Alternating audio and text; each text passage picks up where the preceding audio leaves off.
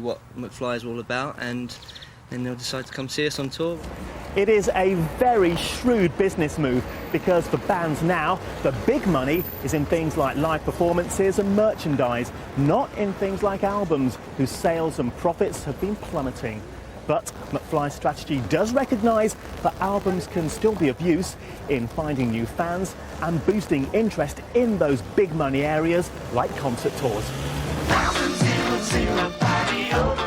When Prince did something similar last year, it sent shockwaves through the industry, and experts say that free giveaways aren't necessarily good news for everyone.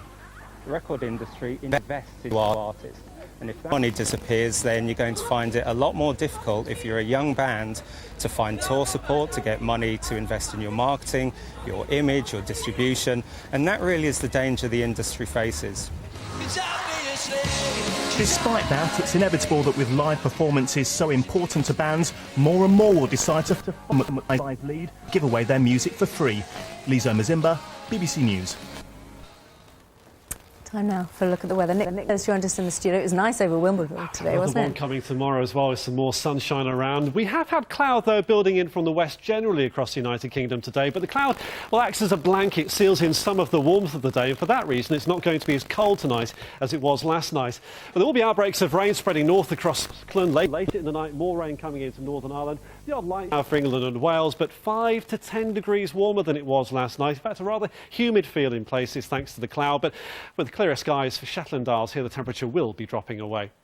Now, the rain late in the night in the Northern Ireland has to spread on through Scotland tomorrow, so that pushes north. There'll be showers working from west to east across England and Wales, some heavy ones into northern England, few if any showers down towards the south. But look how it brightens up for many areas into the afternoon. Away that is from northern Scotland. A wetter, a windier day than today. Quite cool near this east coast with the wind coming in, just 12 degrees in Aberdeen for the afternoon, but brightening up across southern Scotland gradually. And for northern England, we'll see some sunny spells for the afternoon after the morning showers have cleared away. And coming further south, it's well broken cloud for the afternoon. Temperature lifting up for many areas into the 20s once again, but it's not the whole story. Just look at the strength of the wind here. A very brisk, quite gusty southwesterly wind. We'll notice that right along the south coast, for example. So it will be a blustery day despite the sunny spells, but a bright, very breezy afternoon across Wales. A windy one for Northern Ireland, especially in the north, but brighter and warmer with some sunshine around. For Wimbledon, it's not out of the question there could be a light shower around the middle of the day, but it'll clear away. The sun comes out. And then for Thursday, it's another fine day with some sunny spells around. So for Thursday, well, the northwest-southeast split continues. Outbreaks of rain into Northern Ireland and Scotland, but elsewhere we've got some sunny spells. And you can see by the extent of the golden shading on the map, it's not just the tennis players that will be enjoying the sunshine. That's it, Sean. Nick, thanks very much. It's nearly 6:30. Do stay with us. It's time to join the BBC's news teams where you are. Goodbye for now. This is East Midlands Today. Tonight, just the job for Derby. Another major development is promised, but if they build it, will they come? Derby's Field of Dreams. This is the proposed site of a new business park that could bring yet another 4,000 jobs to the city. Also jailed, the teacher who raped a 5-year-old girl. And tonight's sport comes from the home of tennis. We followed her since she was a tot at primary school. Now she's 6'3", and today she's made her full Wimbledon debut.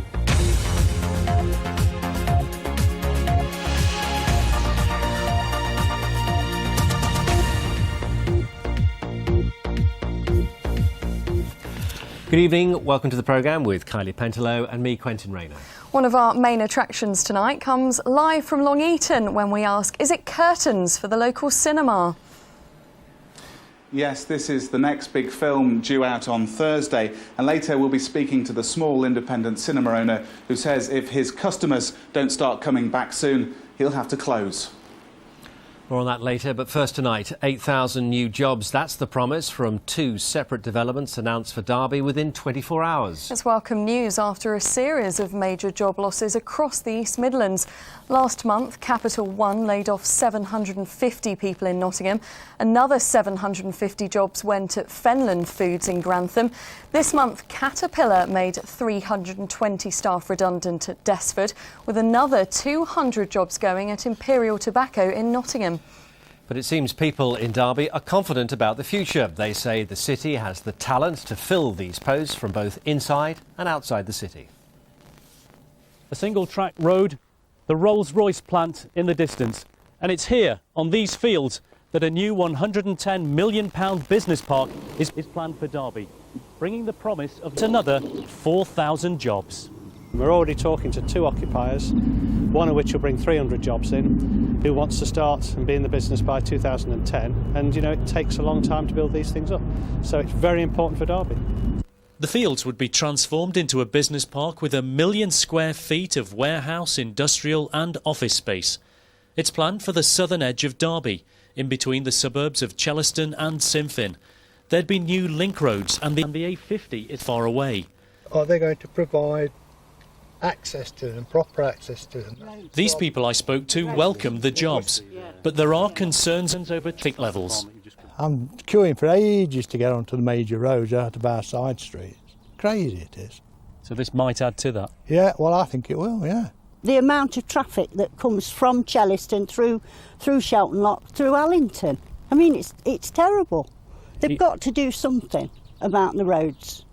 A few miles away in the city centre, there's also the promise of 4,000 jobs in a separate major development. £150 million, the cost of offices opposite the Westfield shopping centre. Within 1 hour's travelling of Derby, there are 6 million people. So I think, yes, there's a good population out there ready and available to work in a number of different industries.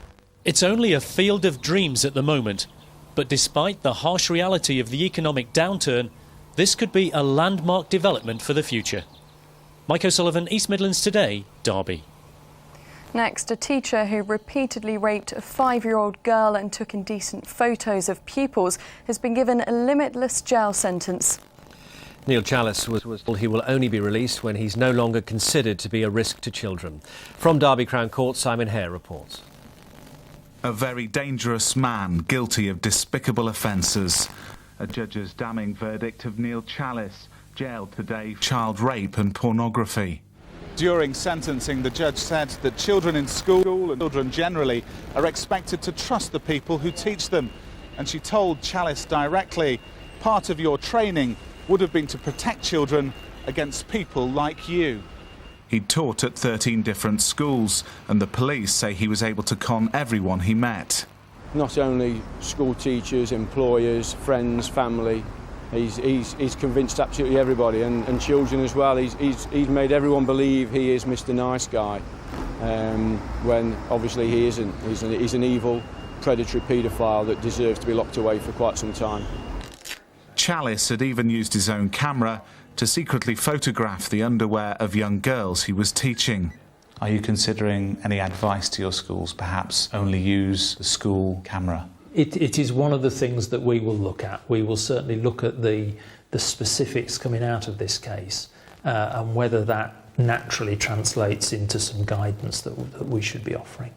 Challis will never be able to work with children again and be on the sex offenders register for life.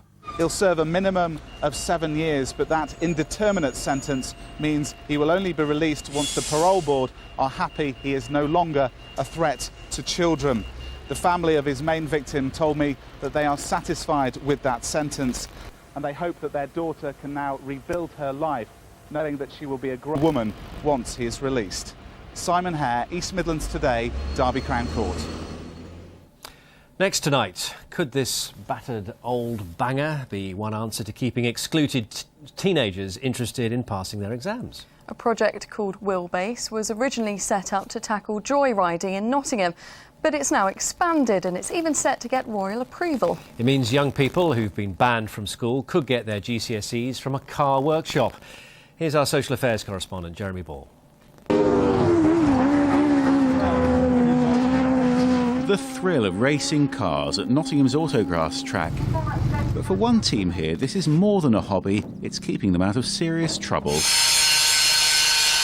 The car's been rebuilt by teenagers here at Nottingham's Wheelbase project, where the new workshop and training centre will be formally opened by the Duke of Kent tomorrow. It's already making a big difference. I was always usually fighting and arguing and everything, but now I'm just a lot calmer. Before I was getting arrested and stuff like that, and now I don't get in trouble at all now. This new centre is a big expansion for a project that's already worked with thousands of teenagers. Most of them have been kicked out of school. But is it a soft option? It's far from a soft option. We're using motor vehicles as a way in to work with the young people. So what we're looking for is engagement with accredited qualifications up to GCSE grade 3. They're more ready to go into a place of work, which is ultimately what we're after. And also there's benefits to local communities. There's no offending going on. That's one of a minute. Saul's hoping to take 11 GCSEs here at Wheelbase. He was excluded from school for attacking a teacher and setting fire to a toilet. I did get kicked out of 2 schools for behaviour issues, but then I felt like I've changed quite a bit since my old schools. When you do something on this car, when you fix up the paint or something like that, even just touching up the paint, it doesn't make a difference to what it does, but it feels like when it's going around the tracks, like what you've done is your work. It was good, but it came last in every race, so...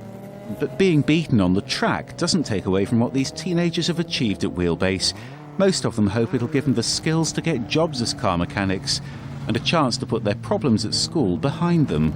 Jeremy Ball, East Midlands Today, Nottinghamshire. Other news now, and 16 pets have been slaughtered after a break-in at a primary school near Leicester. Staff had the heartbreaking task of trying to explain to pupils that almost all their rabbits and chickens had been killed. Andy Mayer reports. A feed time they won't ever forget. These pupils at Thistley Meadow Primary School in Blaby made the grim discovery. 12 chickens and 4 rabbits, all with broken necks. It's really sad because people have been crying. And when I went in the chicken hut, all of the chickens are dead, but 4 escaped, luckily. Because the chickens were my favourite things, it was quite sad. And one of my favourite chickens were dead. It's just devastating. We're all gutted that someone's come here, you know, a place that we all think is a safe environment for children, that someone's come in and done something like this. They've looked after animals at the school for 30 years. This is the first time they've had any problems. This horrific attack has disturbed staff and left pupils unsettled. Probably one of the biggest challenges is to reassure them that no one's going to come back and hurt them as children, because this has really shaken their world. There's lots and lots of questions that they're asking at the moment, and many of them we just can't begin to answer ourselves. So they're very confused. The head teacher says the school's been overwhelmed with offers of support, including a reward to catch the culprit. She says it'll take weeks for the children to come to terms with what's happened. Andy Mayer, East Midlands Today, Blaby. Beggars belief, really, doesn't it?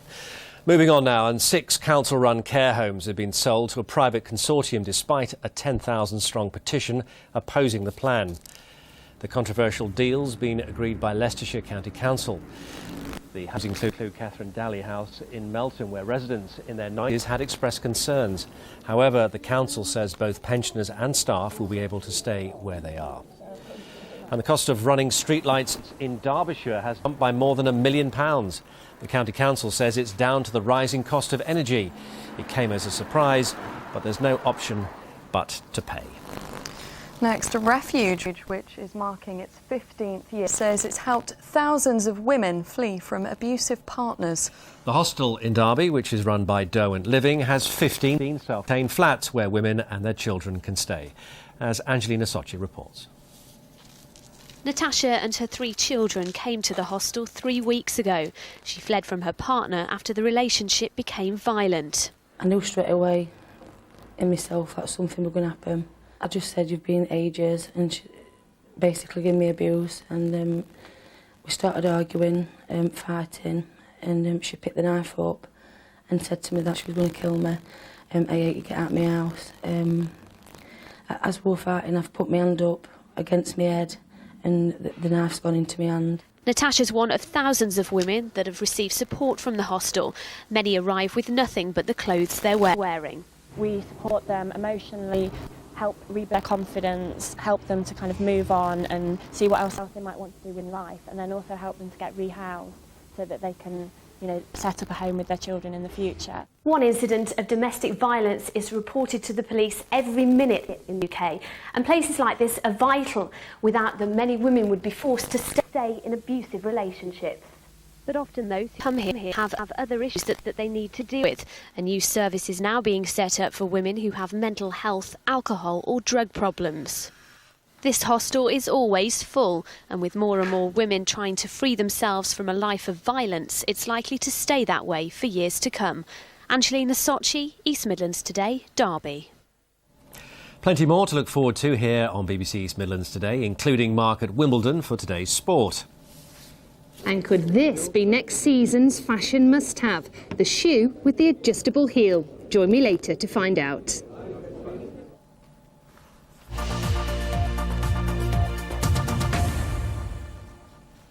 You're watching East Midlands today. Now, life should become a little easier for people in Derbyshire who have kidney problems. A new dialysis unit was officially opened today, meaning patients will no longer have to travel to Nottingham 3 times a week for treatment. Unveiling the unit was a man who spent many hours having treatment. He took video journalist Brady Harron on a tour. Hello, my name is Richard Henley, and I'd like to introduce you to the Shipley Dialysis Unit located at Ilkeston Community Hospital. I may not be dressed for it today, but I am actually a kidney patient myself. I've been a kidney patient for the last 35 years, and I've been on full-time dialysis for the last 6. The special role that I was asked to do today was to do the official opening of this unit. I'm not normally a public speaking person, if you follow me. And it gives it a unique place of relaxation, because this unit is a very relaxed place to be in. And that basically was it, apart from unveiling the plaque commemorating this place and declare that this Shipley Dialysis Unit is officially open.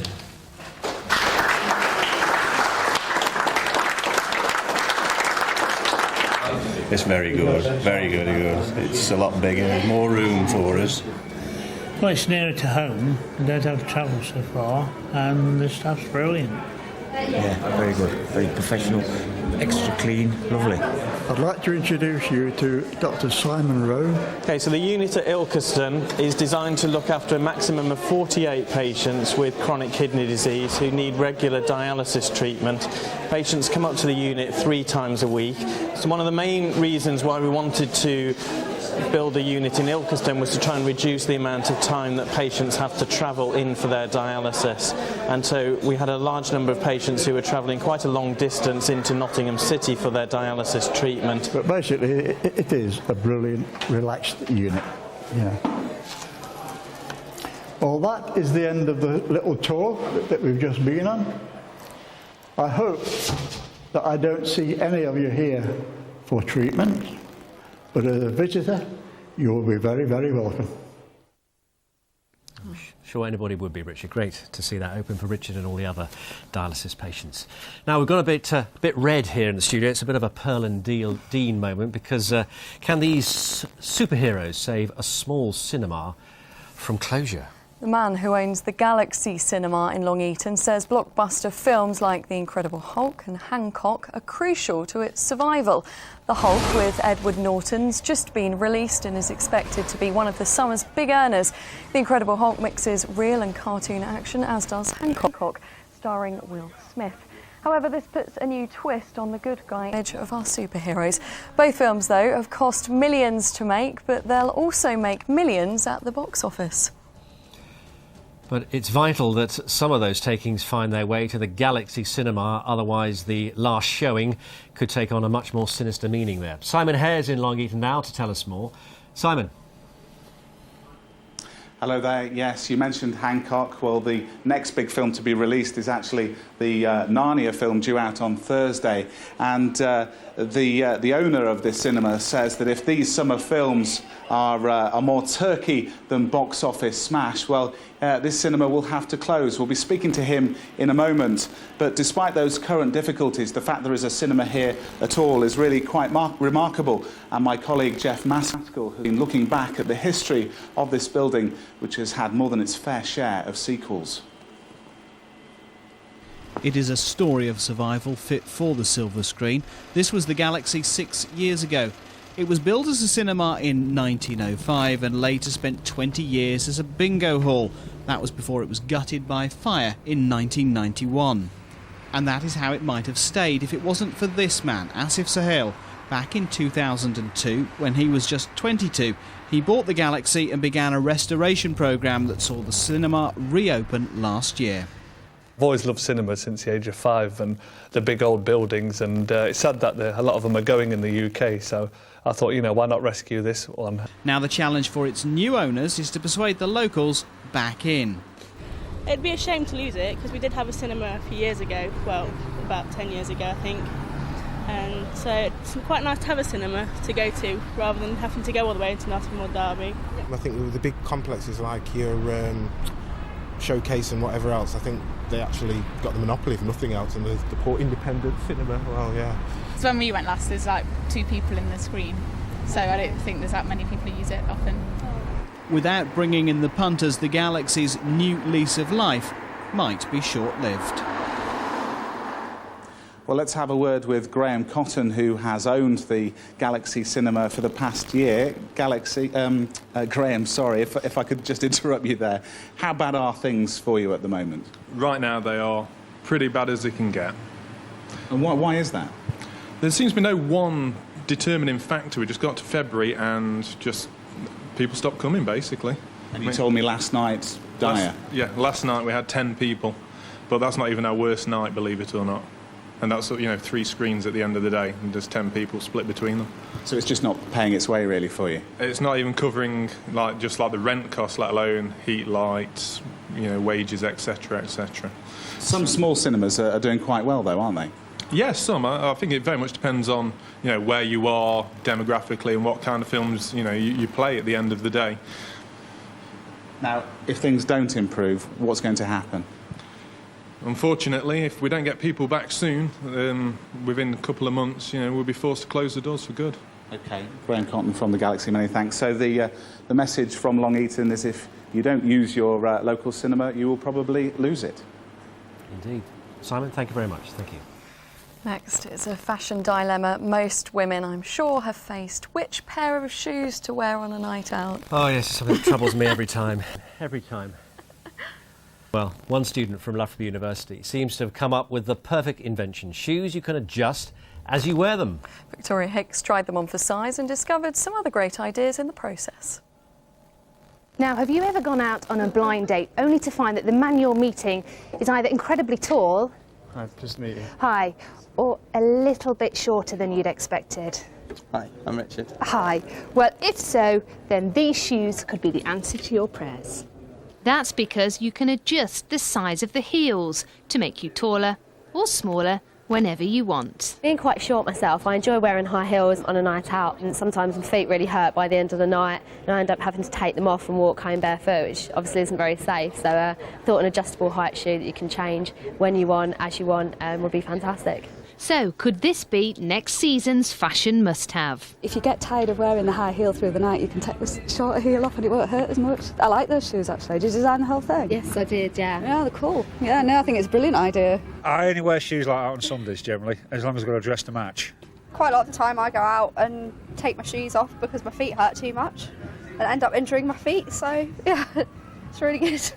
Natalie's Goody 2 shoes are just one of the latest innovations designed by undergraduate students at Loughborough University, including this self-carrying suitcase, an anti-snort train journey alarm, this anti-theft handbag you can lock to your chair, a shoe that doubles as a handbag, and how about this? One student says his iron is so easy, even a man can use it.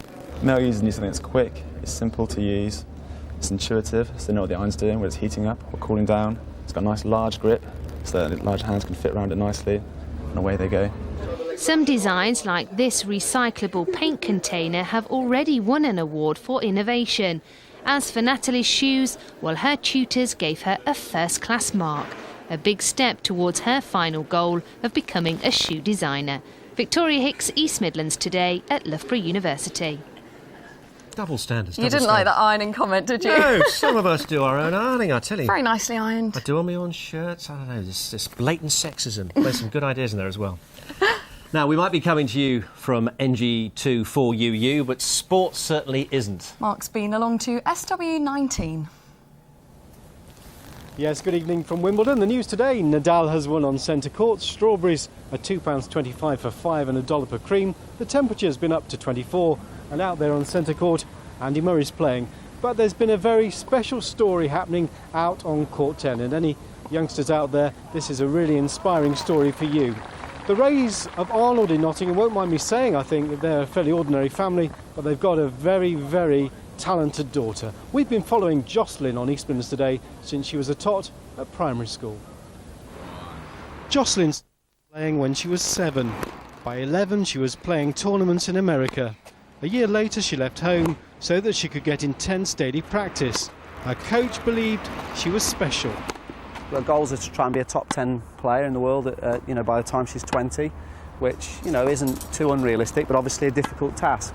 At 3 o'clock today she walked onto court 10 to make her senior Wimbledon debut.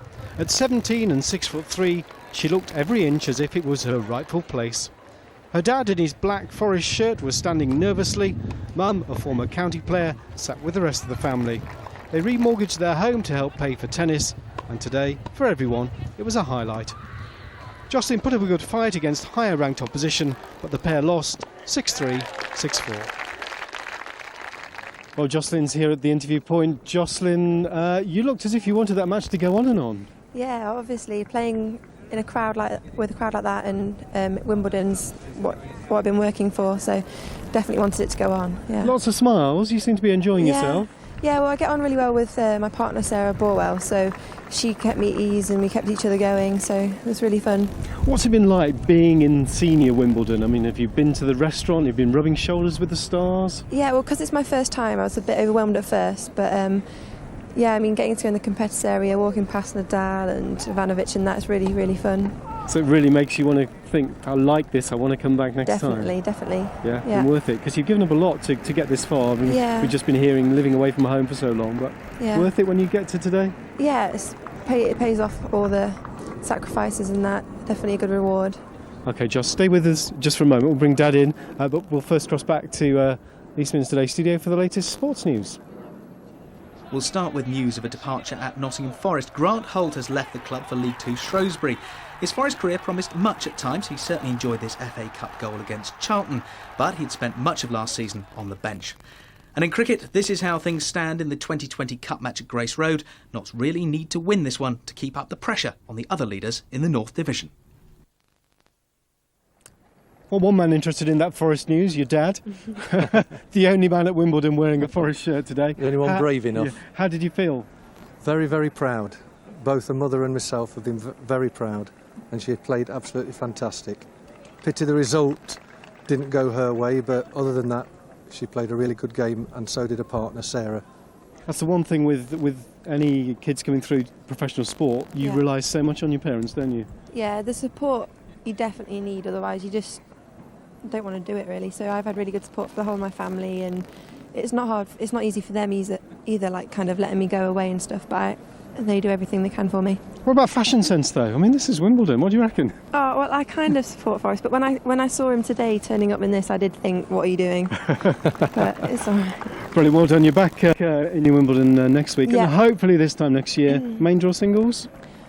I'm not sure, it's the aim. Yeah. Good stuff, Justin. Thanks. Well done today. Well Thank played. you. Thank you very much. Thank you very much. That's it from Wimbledon. The sun just about shining. A very good evening from us. At least Dad wasn't wearing shoes with adjustable heels. Absolutely. Looked lovely there though, didn't it? Fantastic. And it's going to last, isn't it? I'm not quite sure. Well, I'm sure, actually. It was a decent day today.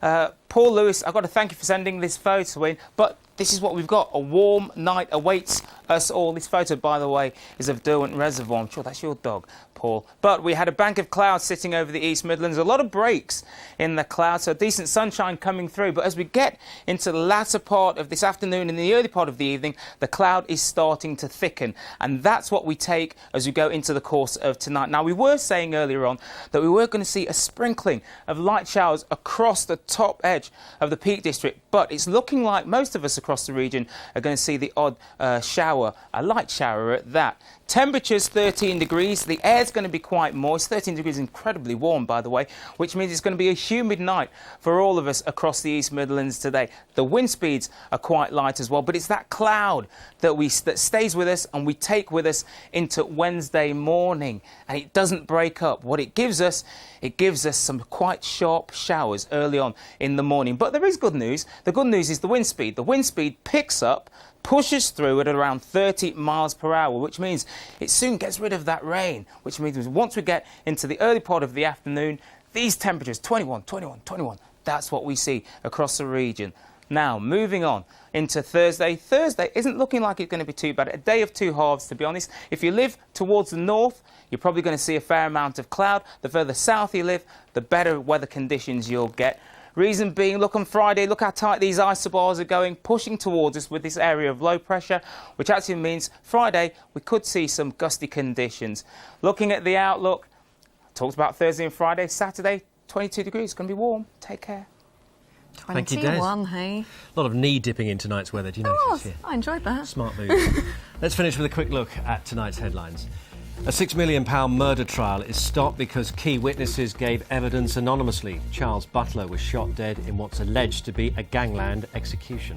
And another massive development's planned for Derby. It could create a further 4,000 jobs. That's just about all from us for now. It is indeed. Colin's back with the late news just after 10:30. See you tomorrow. Bye. Bye.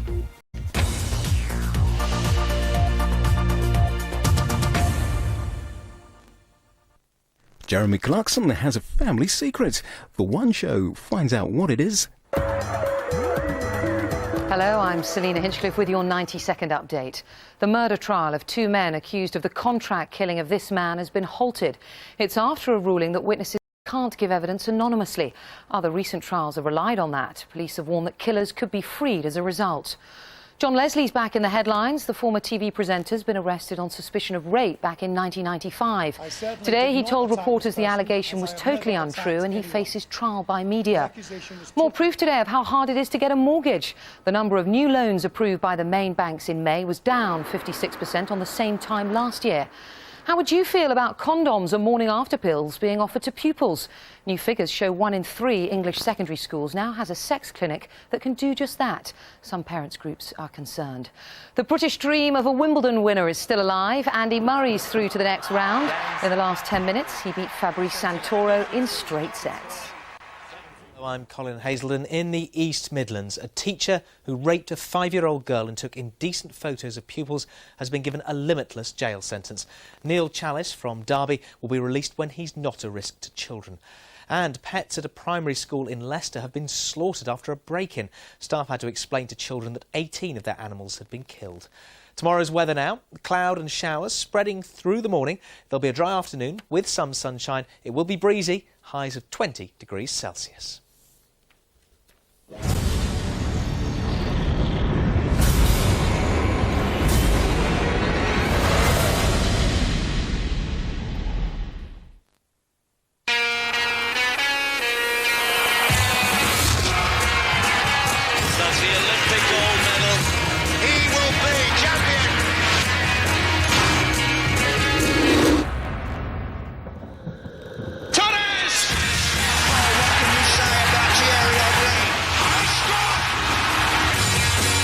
Experience a summer of sport like never before.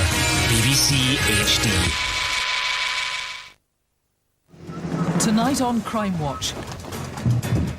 What are you doing? Chuck up and get in there. Please, don't hurt me, I've got kids. Can you name the gang who abducted a postman? Please, don't hurt me. Their motive is a complete mystery.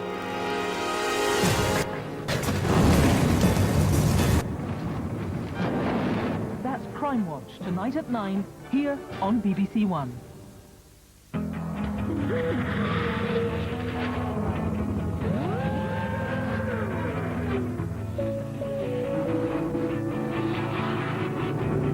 Finding a major piece in the jigsaw of life now on BBC One takes us on a journey abroad in a special Holby City.